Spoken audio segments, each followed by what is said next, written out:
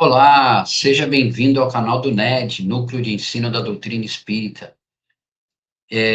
Nesse canal a gente faz a divulgação da doutrina espírita e, em especial, fazemos também, foi uma ideia do Newton Júnior, fazermos uma série, né, que é a vida no mundo espiritual. Já fizemos nosso lar e estamos agora em Mensageiros, e depois teremos outros, como missionários, obreiros da vida eterna.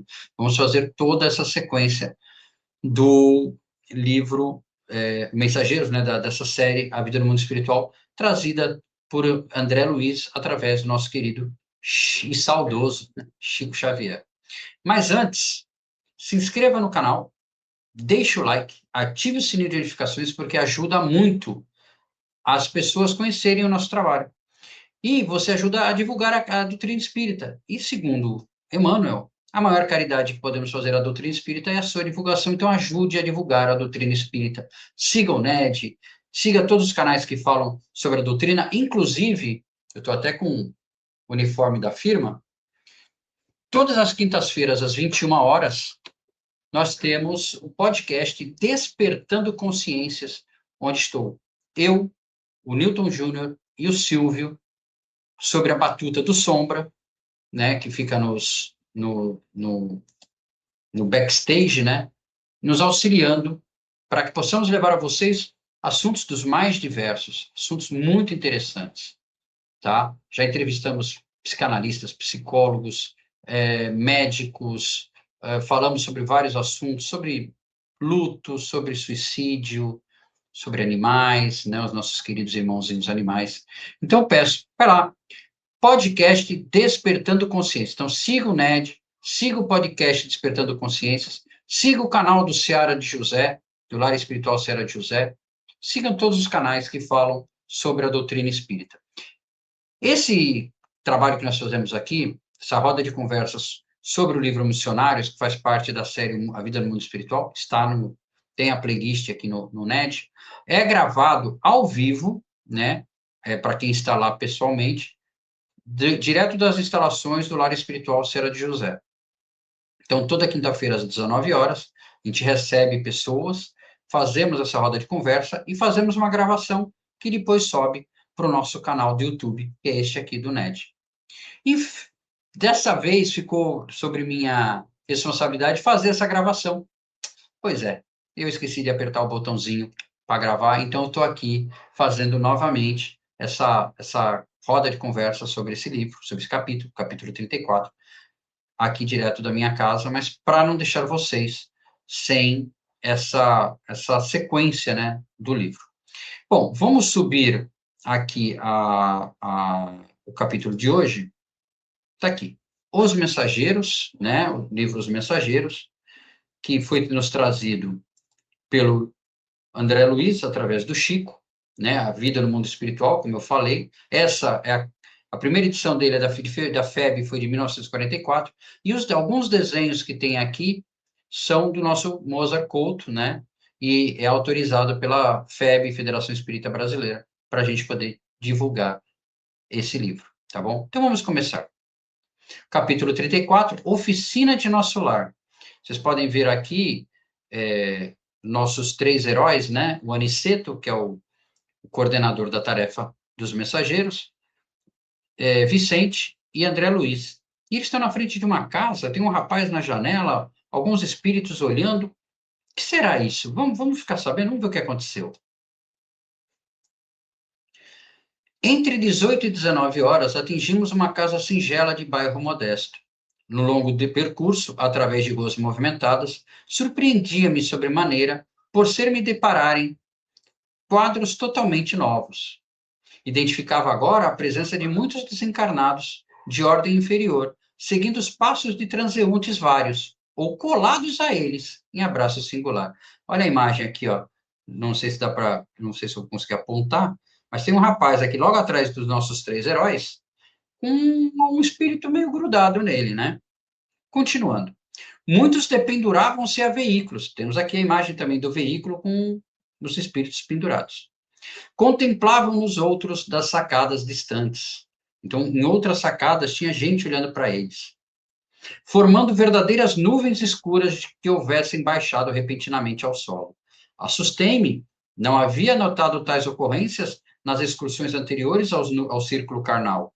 Aniceto, porém, que era o coordenador da tarefa, explicou que não fora vão o auxílio recebido para a intensificação do poder visual. Estávamos em tarefa de observação ativa com vistas ao aprendizado. E aqui eu vou fazer um parênteses. Quem teve a oportunidade de já ler o livro, ou viu os nossos primeiros vídeos, nos primeiros capítulos, André Luiz passou por um tratamento, digamos assim, uma preparação no Centro de Mensageiros, que faz parte do Ministério da Comunicação. Esse Centro de Mensageiros prepara esses trabalhadores, preparam eles de tal forma que a acuidade visual, olfativa, auditiva, essas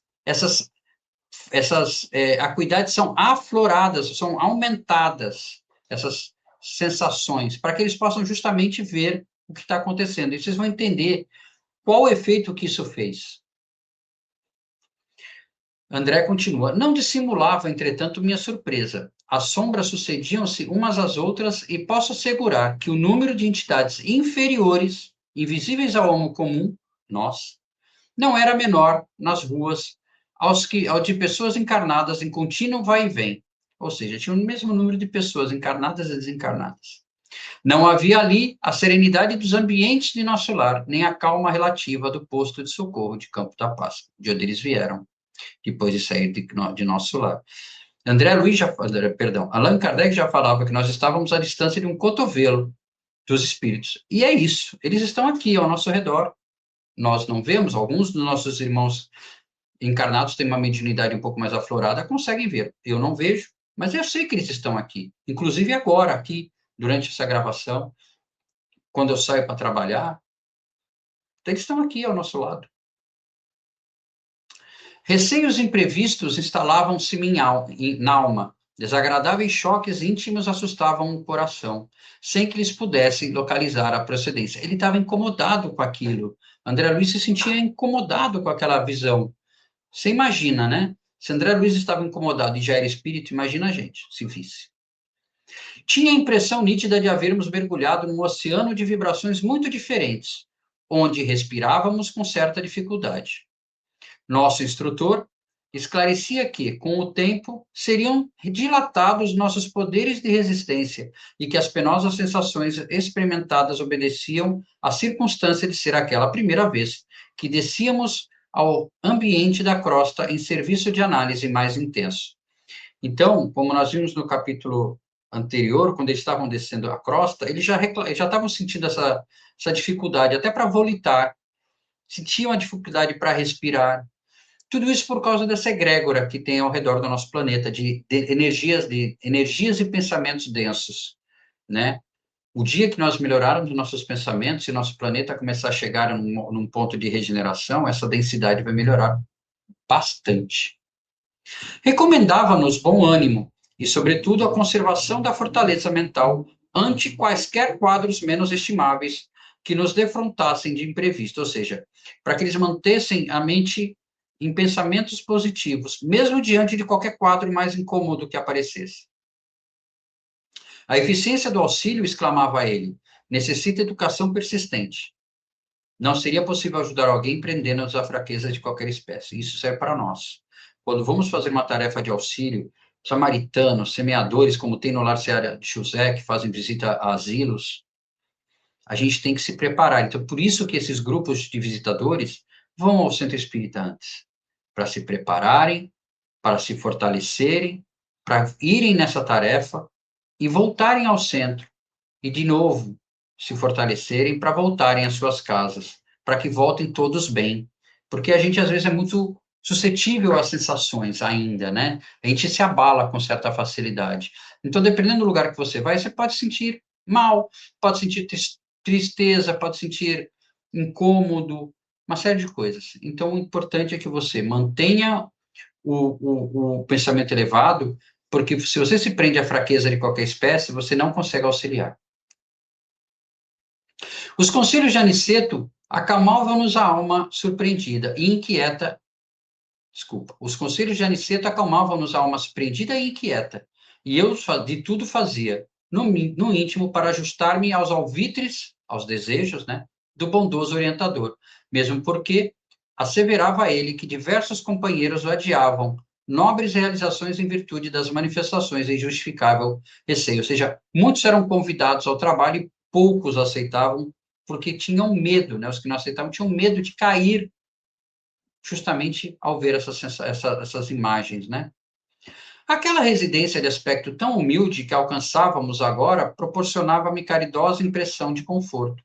Estava lindamente iluminada por clarões espirituais que recordavam precisamente nossa cidade tão distante, no caso, o nosso lar.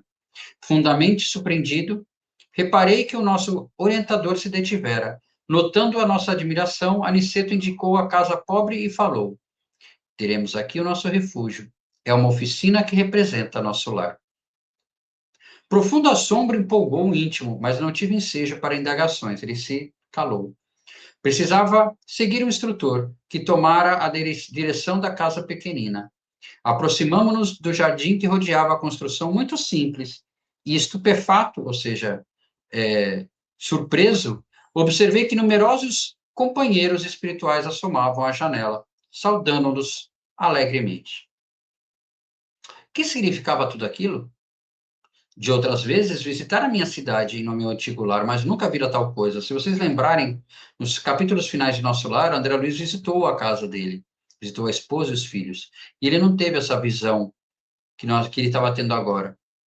Por quê? Justamente porque ele teve essas sensações afloradas, a visão dele era outra, a audição era outra, tudo isso estava muito mais aflorado nele.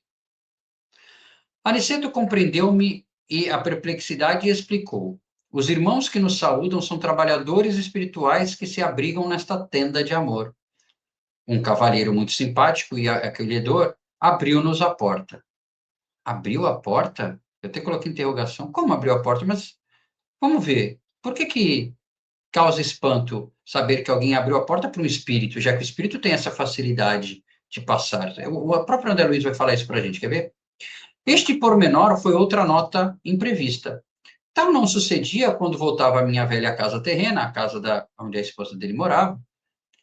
As portas cerradas não me ofereciam obstáculos, ou seja, ele entrava sem precisar que alguém abrisse a porta, porque ele passa, né? Ele, o espírito, né? Passa para as paredes.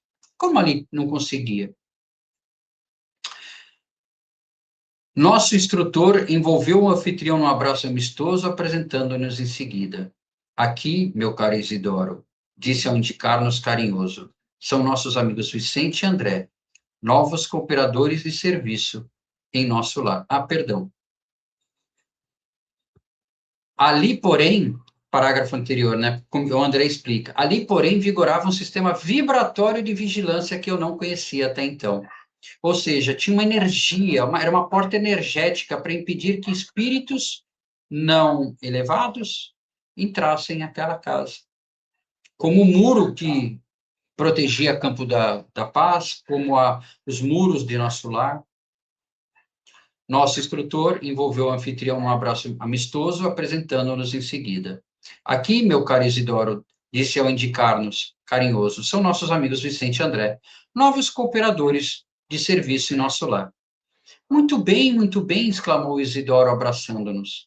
Nossas atividades precisam de trabalhadores operosos. Entrem. E acrescentou hospitaleiro, a casa pertence a todos os cooperadores fiéis do serviço cristão. Era a primeira vez que eu via uma entidade espiritual com tão segura chefia de uma casa terrestre. Penetramos o ambiente modesto, ou seja, Isidoro chefiava aquela casa, mesmo estando no mundo espiritual. E vamos saber por quê. Altamente surpreendido, reparei o interior. A paisagem material mostrava alguns móveis singelos, velhos quadros a óleo nas paredes alvas, velha máquina de costura movimentada por uma jovem aparentando 16 anos, um rapazote de 12 anos, presumíveis, atento às cadernetas de exercício escolar, 3 crianças de 9, 7 e 5 anos, aproximadamente, e como figura central do grupo doméstico, uma senhora, de 40 anos, mais ou menos, tricotando uma blusa. Notei, porém, que da fronte, do tórax, do olhar e das mãos dessa senhora irradiava-se luz incessante, que me não permitia sofrear minhas expressões admirativas. Que imagem bonita, né? Vocês têm noção? Conseguem visualizar como é que seria essa imagem? Mas o nosso amigo Mozart fez ela para a gente. Está aqui. A senhora de 40 anos, o Isidoro, as 3 crianças, a menina na máquina de costura e o rapaz fazendo as lições de casa. E uma casa com quadros, parede alva, com quadros a óleo, móveis simples, uma casa simples. Aniceto designou-a respeitoso e falou: temos aqui a nossa irmã Isabel. Para os olhos humanos, ela é a viúva de Isidoro, que foi que abriu a porta, né? O espírito de Isidoro. Mas para nós é uma servidora leal nas atividades da fé. Reparei, André Luiz falando, que Dona Isabel parecia de algum modo registrar a nossa presença, acusando certa surpresa no olhar, mas Aniceto adiantou-se esclarecendo. Nossa amiga é senhora de grande evidência psíquica, mas os benfeitores que nos orientam os esforços recomendam não se lhe permita a visão total do que se passa em torno de suas faculdades mediúnicas. O conhecimento exato da paisagem espiritual em que vive talvez lhe prejudicasse a tranquilidade. Isabel, portanto, apenas pode vir mais ou menos a 20ª parte dos serviços espirituais em que colabora de modo direto. Ela via 5% do que estava acontecendo.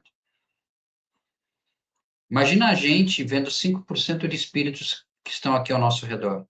Já ia ser complicado. Imagina ver todos. Ia ser muito mais complicado. E a Isabel era beneficiada.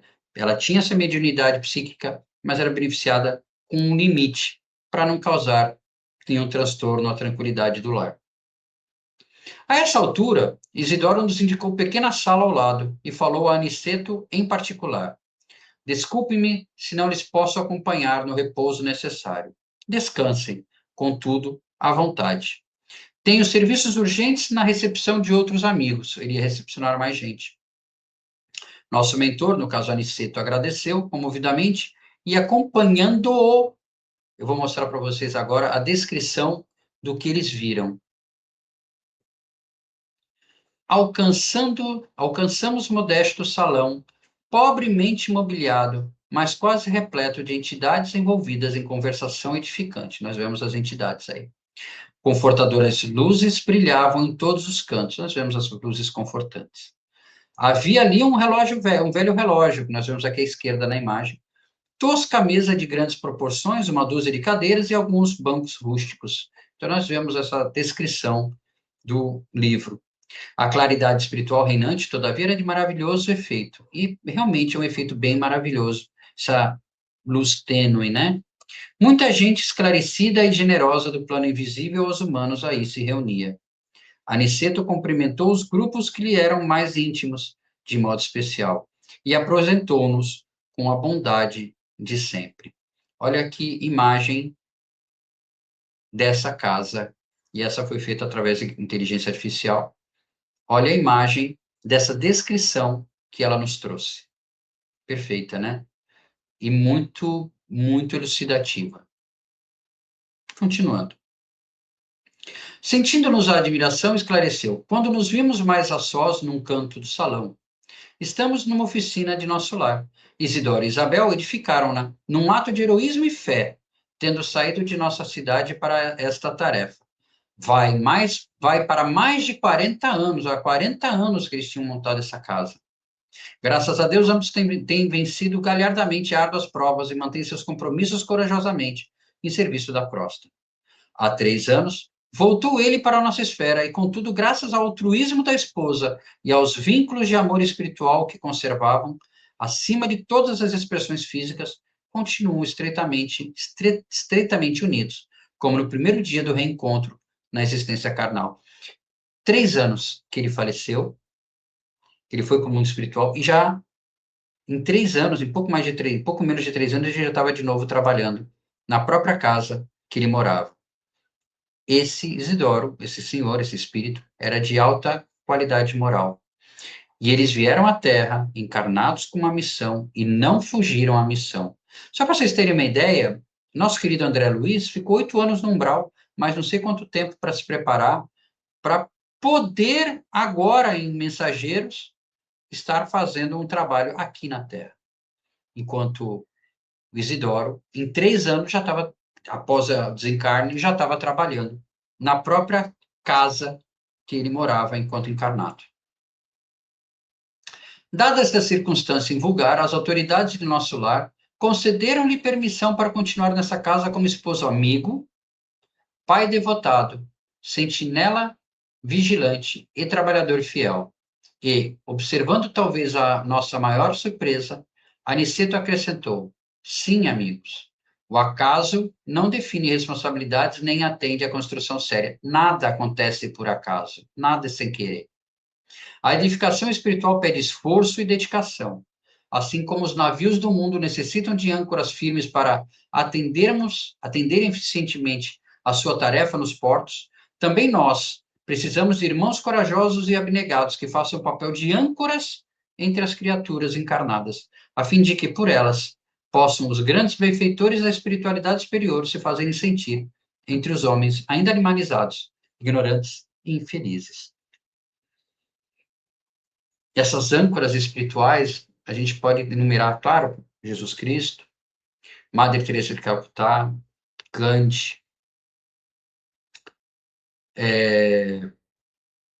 Chico Xavier, Divaldo Pereira Franco, tantos outros que agora posso até, Bezerra de Menezes, tantos irmãos que vieram e nos auxiliaram de alguma forma nessa nossa caminhada, sendo benfeitor, né, sendo âncoras para auxiliar os grandes benfeitores da espiritualidade superior. Quantos? Quantos nós não recebemos?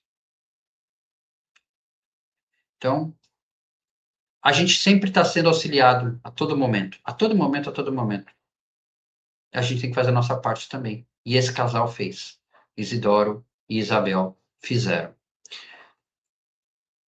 Questão de interpretação do capítulo 34. No capítulo Oficina do Nosso Lar, qual é a principal função da casa espiritual da casa de Isabel e Isidoro na crosta? A.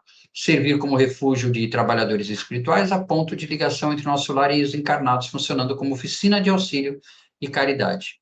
B. Esconder espíritos inferiores. Não, não é, né? Não esconder os espíritos inferiores.